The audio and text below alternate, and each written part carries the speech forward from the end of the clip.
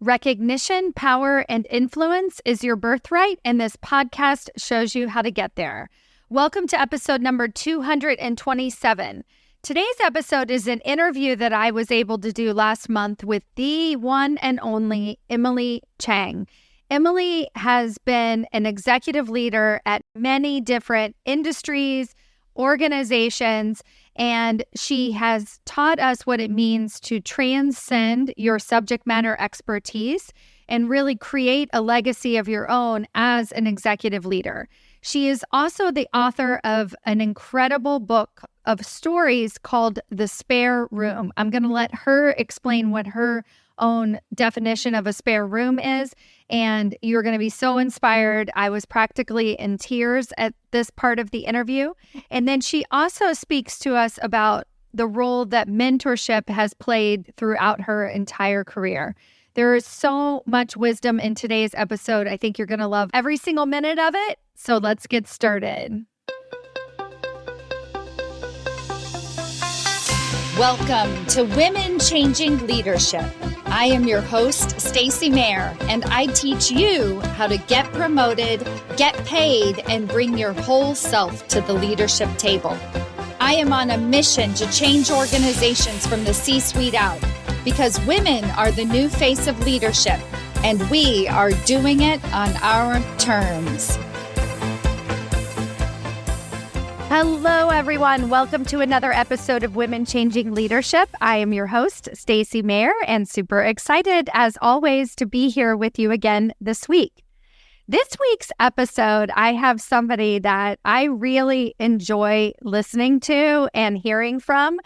She feels like my BFF, but I literally know nothing about her except for what I see on social media, on LinkedIn, and the posts that she puts out there, and I get very inspired just from reading her words. And these aren't always executive leadership posts. These are posts about her family and travels that she's doing. I feel like I know her daughter, and it's really amazing to feel and build trust with somebody that you don't even know. And Emily has done it in just a really spectacular way.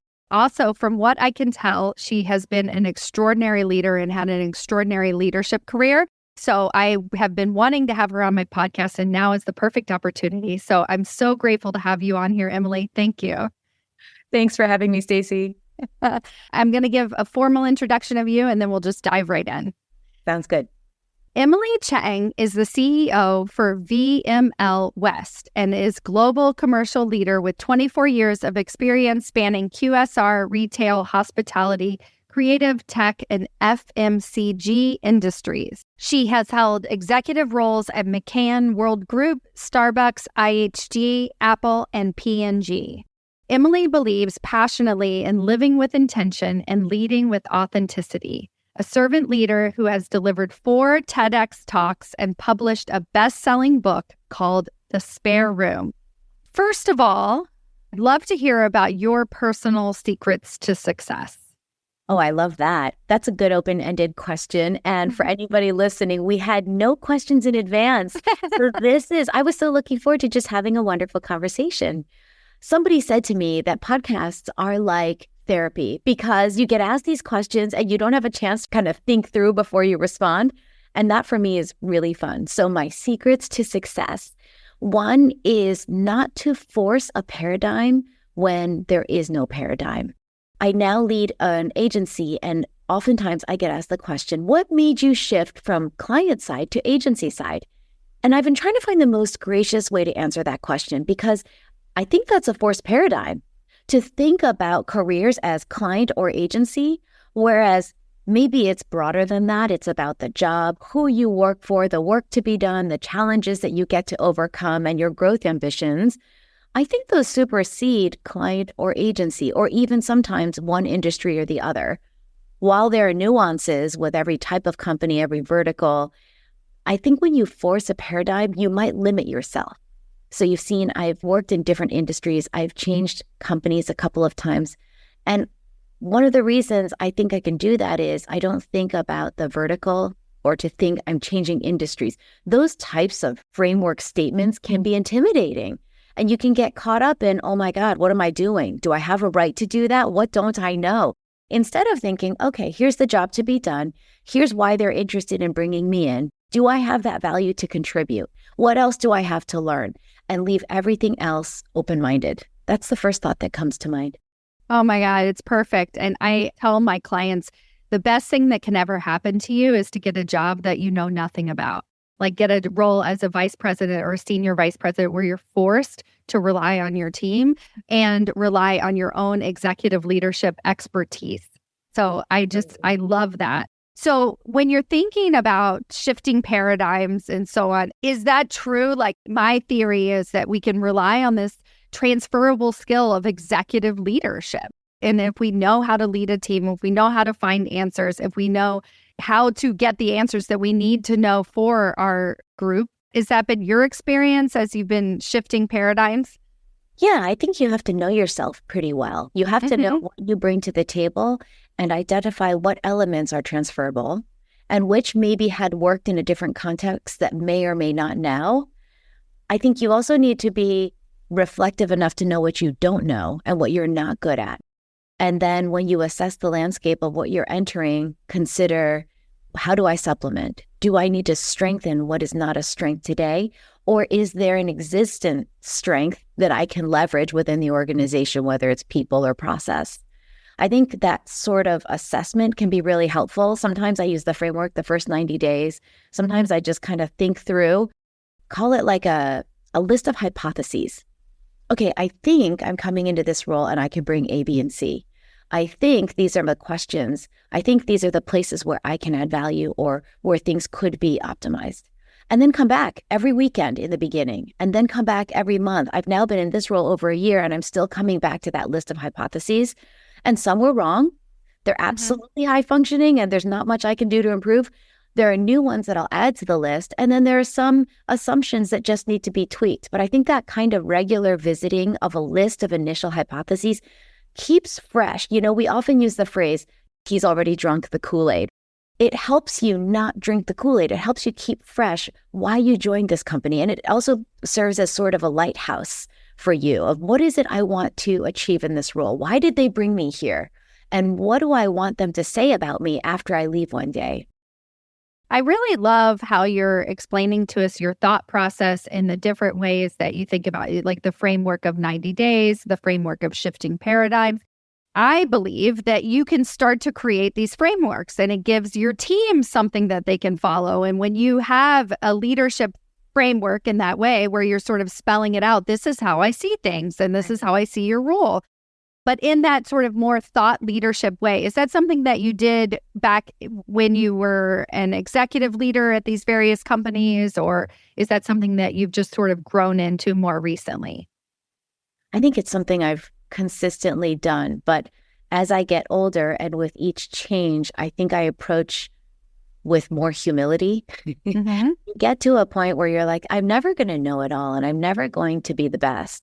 And there are times I look back also with a lot of humility and think that was one of my worst times. Gosh, I hope nobody judges me or my capabilities based on how I showed up that day or that month. I think that kind of approach changes our mindset toward our environment and toward the people that we're meeting every day. Because it's so easy to draw a conclusion and say, I want to work with that person. I don't want to work with that person. That person's good. That person's not good. Those are such blanket statements. And maybe they are great, but in the wrong job. Maybe they are great, but somebody just passed away in their family. Maybe they're actually not great, but they tell a great story on the other hand. I've learned to withhold my assessment of myself and my ability to contribute and learn, as well as the people around me. So I think that's probably something that's changed over time. But for me, I came across that book, First 90 Days, really early on. And I had the privilege of starting my career at Procter & Gamble, which is all about serving up more best practice than you can ever use. But you get, as a result, this cornucopia of options from which to choose and kind of test out and figure out what works for you. It sounds like there's this level of curiosity even in yourself and then what you bring to the role. And I think that for a lot of women, and we can sort of talk about any of the challenges that you face throughout your career as being a woman and leadership, but because they're constantly feeling like they have to prove themselves or state their ground or like, I deserve this role, so I need to show them, right? And I think what that does is it cuts off curiosity. And so this willingness to look inside and to really question, like, well, what aspects of what are they sharing with me, like why I can't switch industries or whatever that might be, this challenge that you're trying to overcome, or even have the next level title and somebody says you're not ready yet. What is true about that? And then also have that level of humility and then the willingness to sort of say, okay, here is why I think I can overcome that anyway. I think that's super important. So maybe perhaps let's talk about that a little bit. I mean, did you always come out so well articulated? And so like, I think you've already spoke to this. No, it was an evolution. But what were some of the challenges along the way that you faced as a leader? I was just talking to somebody about this. They mentioned that I'm a scientist, and I thought that was a funny description. I did study science. I went undergrad when there wasn't a biomedical engineering degree, but that's what I wanted. So I had a major in biology and a minor in chemical engineering. So I thought, oh, that's interesting. They still see me as a scientist.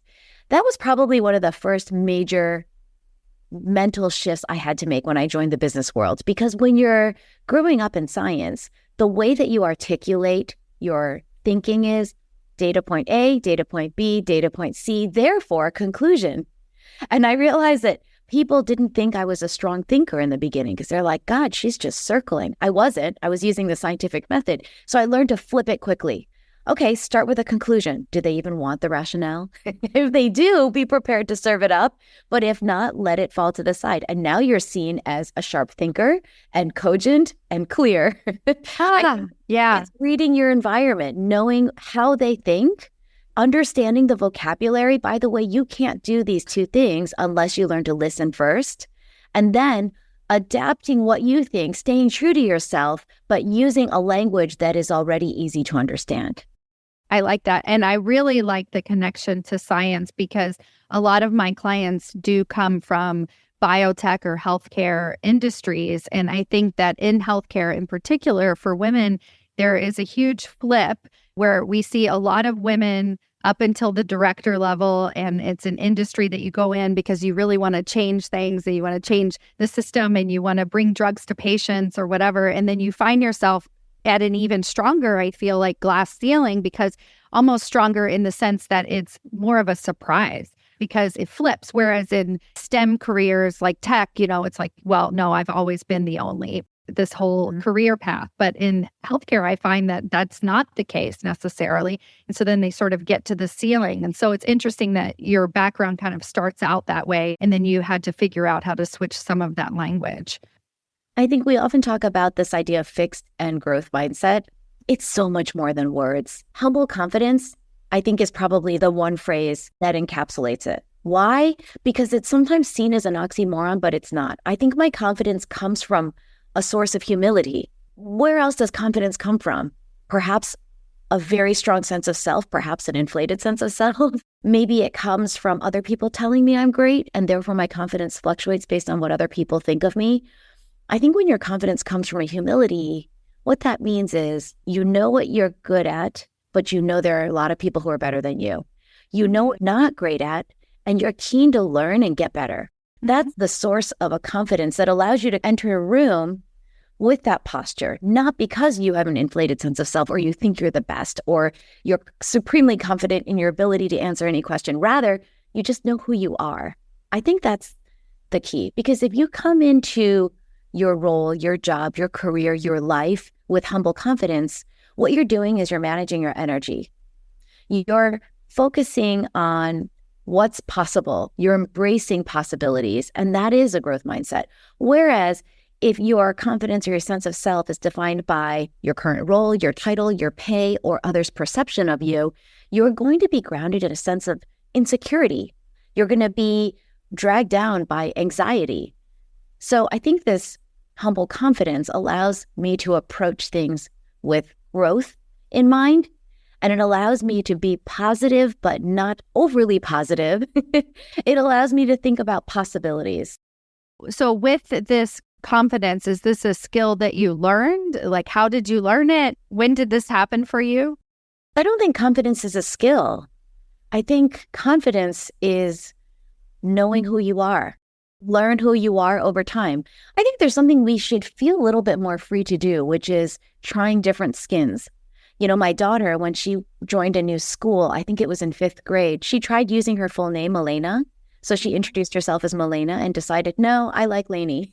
Every time we join a new role or a company, we do that to some degree. We should feel free to do that. It's not being inauthentic to who we are. It's saying, here are the things that I want to shed. Here's a fresh start. It's an opportunity. How do I make the most of this opportunity? Who do I want to be? Who am I at my best self?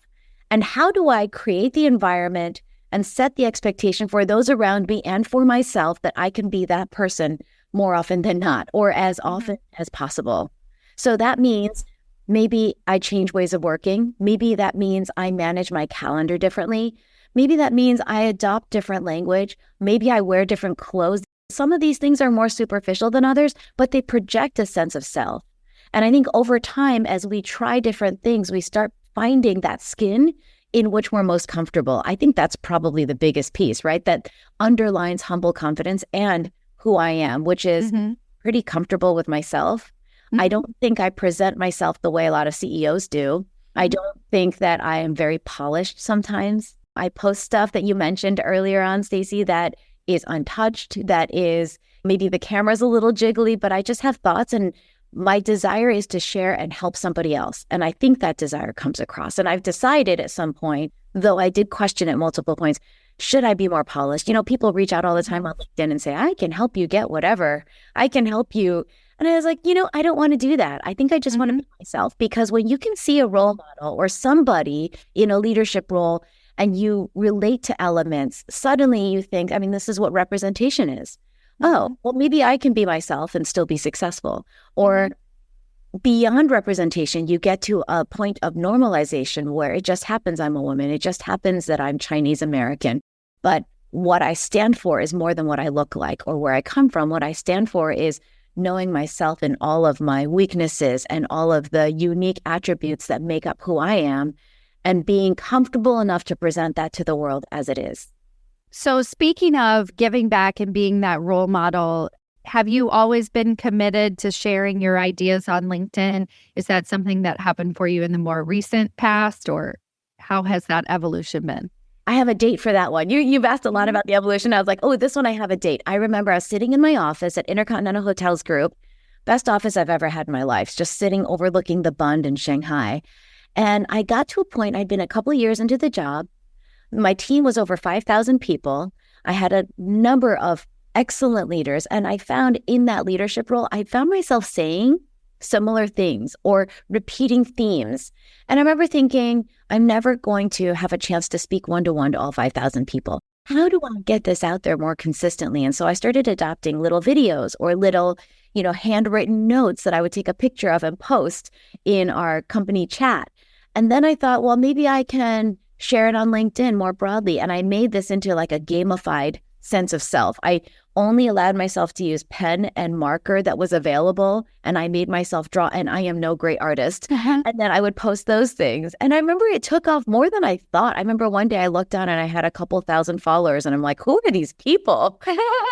But I think there's so much selling, there's so much networking, and none of these things are bad. That is a lot of the purpose of LinkedIn. But I don't have any objective other than sharing something that might be helpful.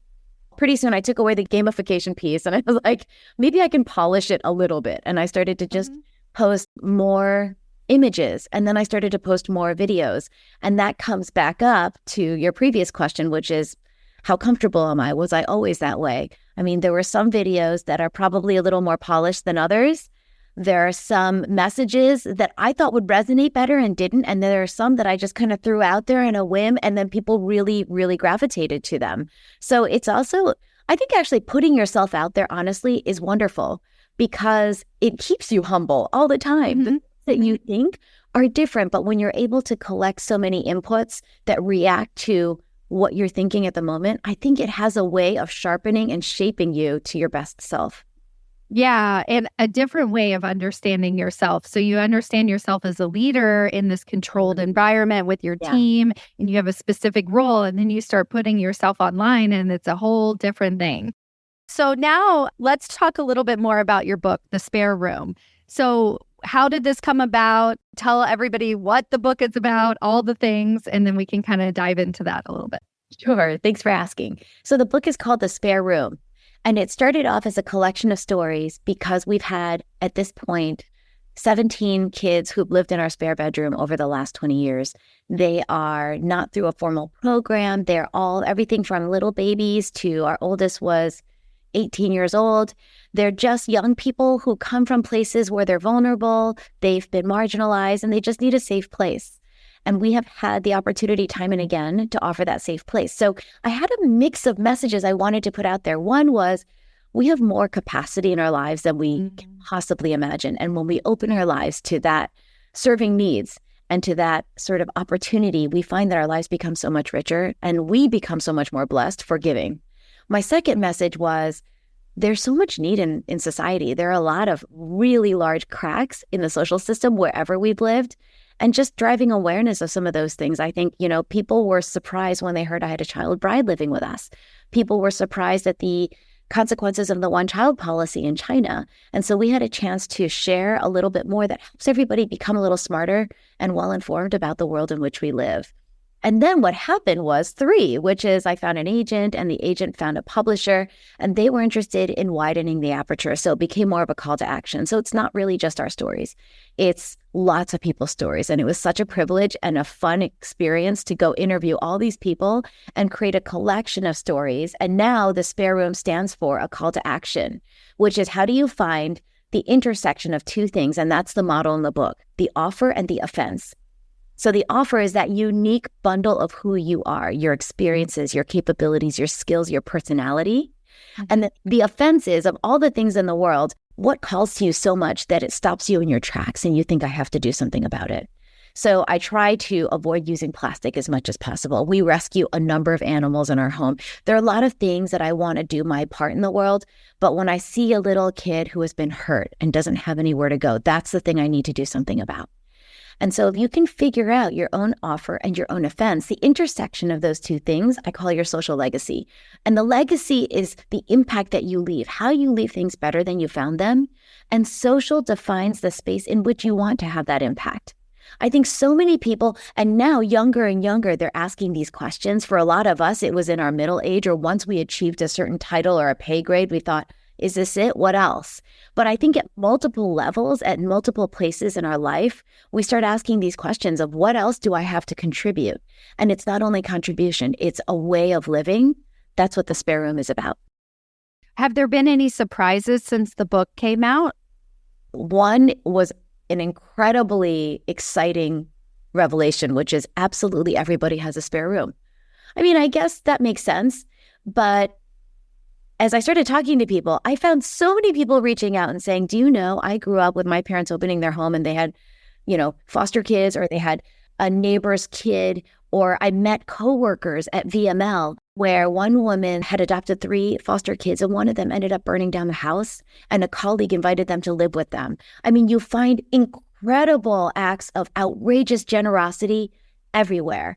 And that has really been surprisingly motivating for me. I think with media being, how do you get clicks? You're polarizing, you're dramatic, you're extreme. And then the algorithms that underpin that content drive even more extreme points of view and opinions to which you are exposed. So you really have to be intentional about taking in multiple voices. Otherwise, you're going to follow down a path that gets more and more extreme and you don't even realize it's happening. So your view of the world becomes skewed.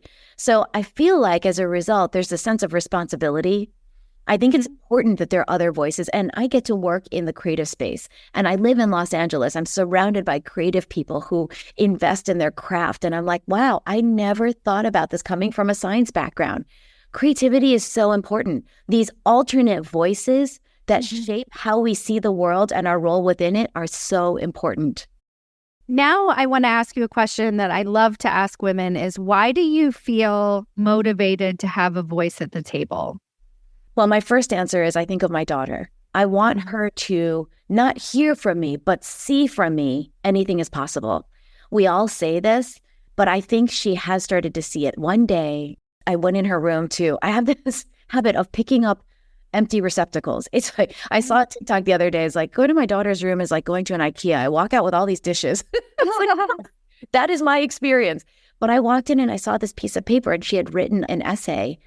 And I can't remember what the prompt was, but basically she said, I overheard my mother in a conference call and I saw on the screen a video with all the little blocks of faces and she was the only woman. And I remember that she had observed this and reflected on her experience seeing that. So my first reaction is for my daughter and for everybody who has an aspiration. It may not be a title. I never had an aspiration for a certain title. I thought I was going to be a doctor. I thought I was going to be a pediatric oncologist. But very quickly, my aspiration became, what can I learn and how can I contribute more in the world? And that's why you can see it's reflected in the book's paradigm as well. Oh, this is a fun thing I've been thinking about a lot lately. How do we find each other's tribes and also our villages? And I think they're two different things. So your tribe are people who are like-minded, who share a life purpose, a philosophy. When you find your tribe, those are the people who have your back. They're the ones who laugh with you and cry with you, and they're the first ones you call because they get you. I've found my tribe over the years, and I feel so, so grateful for that. Equally, I've been thinking about this a lot because right now my spare room it's actually a detached unit and it has an adult couple living in it. He was one of my spare room kids 25 years ago. He's now married. And he and his wife are trying to make it in the creative arts. And so we wanted to find a home that had a detached unit where they could live rent-free and really pursue their craft. And so now I'm thinking about the spare room in a different way. It's sort of a shared living experience. And you know what? They're not people that I love them dearly. If I saw them in the street, I wouldn't think, I can't wait to get to know them. We look different. We live differently. We have different life philosophies. Life brought us together. So they are not my tribe. They're my village. And when you think about references to village, what do you think about? You think about the village idiot, the village drunk. The point is, the village are not people like yourself. The village is filled with amazing people who inspire you and people who you want nothing to do with. The village complements you. They're not like you. And that friction is so great because when you're around people who compliment you, who are different than you, who challenge you and annoy you, that's where you grow. So I think we need both. We need the tribe and we need the village. So speaking of tribe, who comes to mind when you think about your career, that person who lifted you up, the person who showed you what was possible, the person who represented who you could become? Anybody come to mind? So many names. I don't even know where to start. Early on at Procter & Gamble, the women who invested in me and believed in me, Vivian Bechtold was a marketing director who is now the godmother of my child, an incredible long-lasting relationship that I hope continues on forever. There are women who, Paris Watts-Stanfield was the woman who first interviewed me for Procter & Gamble for finance because I have my MBAs in finance. And she said, I actually think you should consider brand management. That pivot changed the entire trajectory of my life.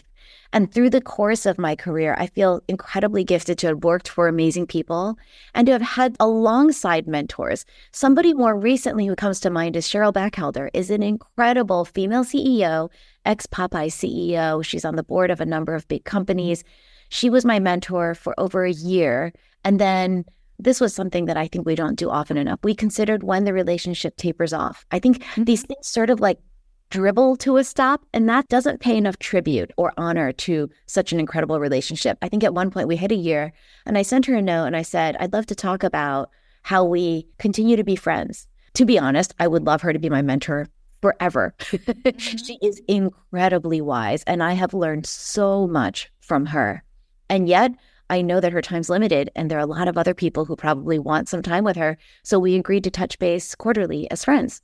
Cheryl's the name that comes to mind most recently. Yeah. And, I appreciate you sharing that because I always want to remind people that there are so many people out there that you can connect with who genuinely want to help you with your career. And you on the other side are very accessible. It seems like it was like a quick yes. Like when I reached out to you to share your message, you were just like, sure. It's just so wonderful to see that humility, that humble confidence. And I really appreciate that and that ability to give back. And I also want to show other people to ask, to connect with a mentor, to, grow, because that's how we got here. We didn't get here by ourselves. And so the fact that you're just like immediately, so many, let me keep going. Totally. I just did an event with Shelley Zales, who's the founder and CEO of Female Quotient. And she's incredible. I've known her for years. And we were talking on stage, talking about how it's easy to forget. One woman who's incredible, who I worked for in Arkansas, Tia Jordan, she talked about how she entered the retail space back in the day where women had to wear the silk blouse with the bow tie. Interviews still happen in hotel rooms. It was not long ago when women had a very different existence in the workplace. And we have to remember we stand on their shoulders. And I was just thinking, what does the future look like when somebody stands on my shoulders? Have I made it that much easier, that much better for them? Thank you for that. So speaking of that, as we wrap up today, any words of advice for a woman who is looking to advance her career into executive leadership? She's feeling a little bit stuck and can't decide what to do next. I'd say stay open-minded. And again, don't force a paradigm.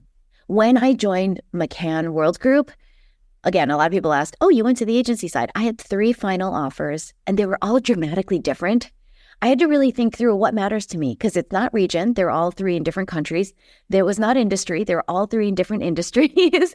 It wasn't even boss, though that is so important to me, who you work for or your board, because they were all dramatically different. Ultimately, I developed my own little framework for the things that will drive me for the rest of my career.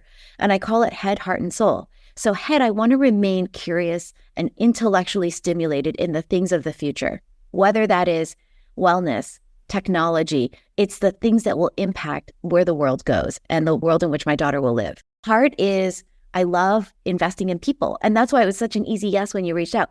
Anything that allows me to invest in people, that allows me to die empty one day knowing I didn't hold anything back, I'm in.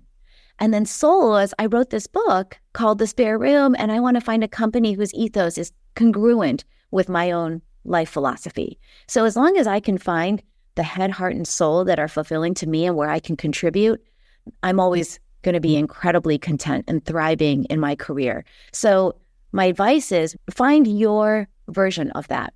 May not be, because when headhunters call, what do they ask you? What region do you want to be in? What industry are you in? They immediately invest in a framework. And I understand why. That's their business. And it doesn't mean you can't answer those questions, but you should have your own in mind, which is open-mindedly, what matters the most to me? Is it money? If it is, be unabashed and say so. Is it title? Be unabashed and say so, because you want to put yourself in a place where you are going to be joyful and excited every day that you wake up. So that might pull you out of a lack of clarity in terms of which job should I go for? Should I stay in this company and push for the next level or go look outside? Well, what gives you joy? Where do you thrive? What are the contextual elements that feed into that environment? Define that, and that'll help clarify everything else. Yeah, that's so good. Thank you so much, Emily. How can people connect with you online? Of course, we'll link to your book in the show notes. So I have a website. It's social-legacy.com, and I blog there, and I have an email there. You can find me for the other stuff that Stacy first found on LinkedIn. It's Emily Chang 8621. I also have some socials for the book. So on Facebook and Instagram, you can find me at thespareroom.emilychang. Great. Thank you, Emily. I am so appreciative. Thank you so much for your time today.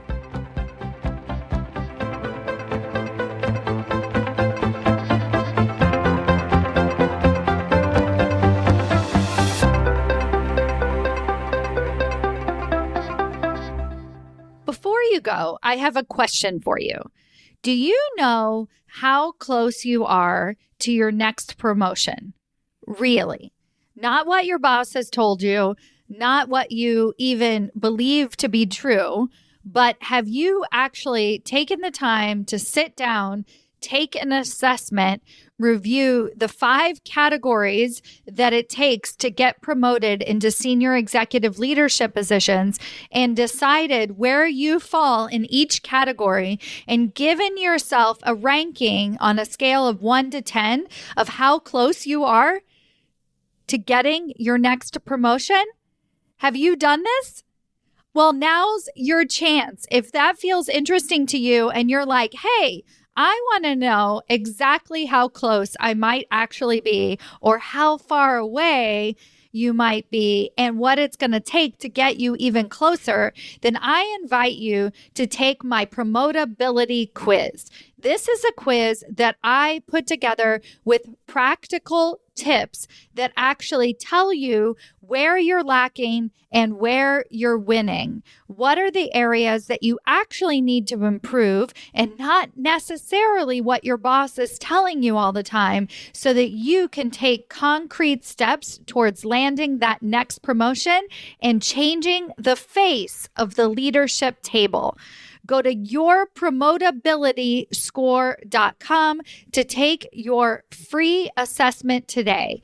Yourpromotabilityscore.com, and let me know how it goes.